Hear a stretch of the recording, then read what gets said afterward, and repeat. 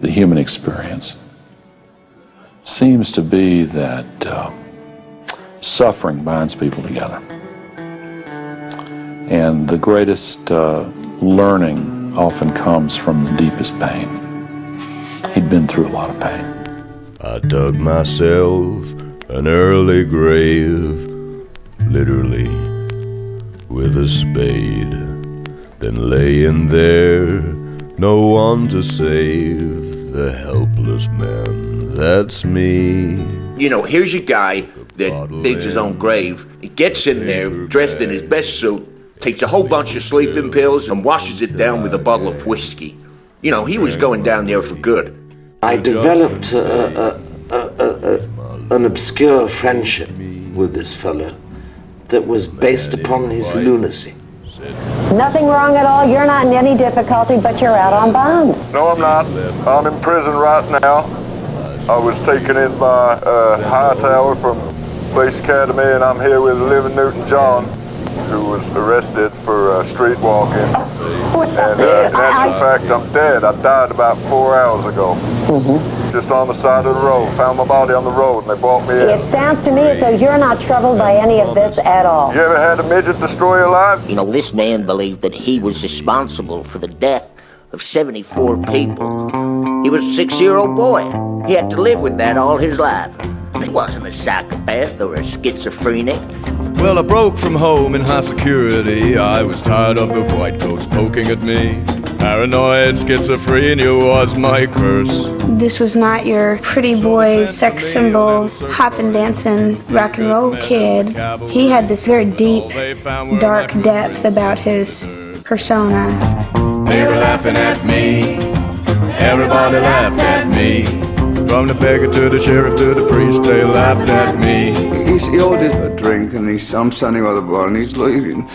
Like a big despair, and he looks around, and he looks at me, and he goes, fuck me, he's legless, and he's going to start on me. It was one night at the whiskey, and he reached over and just whacked me across the face, just slapped me across the face for no reason at all.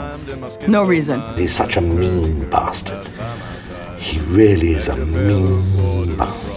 Except that he gave me an overcoat for my birthday. Then I heard my dream, went back downstream, cavorting down in the Dove, and I followed you that river when you called. He breaks into the business by kidnapping the head of the biggest record label in Tennessee. You know, it's not the textbook way. He plays his song on the radio, gets put in jail, his sentence is cut, and he comes out a hero. Well, I spent 16 weeks of hell inside that prison. Picked up so much soap I had an ass like a wizard's sleeve. And then one afternoon my cell door it jangled open. It was the warden saying, son, you're free to leave. I was having some trouble with the label. They were trying to push me in a direction I didn't want to go. So what I did was I started writing songs that I knew that they couldn't put in the shops. Well, that night, as the two of them lay under the stars, something must have spooked that pig, 'cause he turned on that little girl and he tore both of her feet and her face clean off. Fucked face, you can't understand. Disfigured by a pig, but the one to blame is man. Ladies and gentlemen, this hearing is on the subject of the content of some, and I want to underscore the word some, not all, rock music. I'm sure that everybody must know by now that there's some sort of strange national effort to bring censorship to, first of all, the country music industry, and then to the video industry. And then I'm pretty sure it'll get to books. And then I guess to any kind of sign you want to carry around on the street. It's outrageous filth. And we've got to do something about it. She wears a long dark veil to cover up her featureless face. Fucked face, are you ghost or flesh and bone? Fucked face,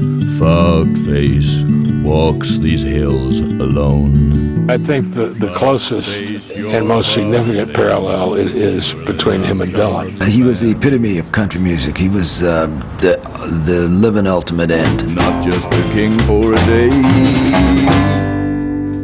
but a king for a lifetime.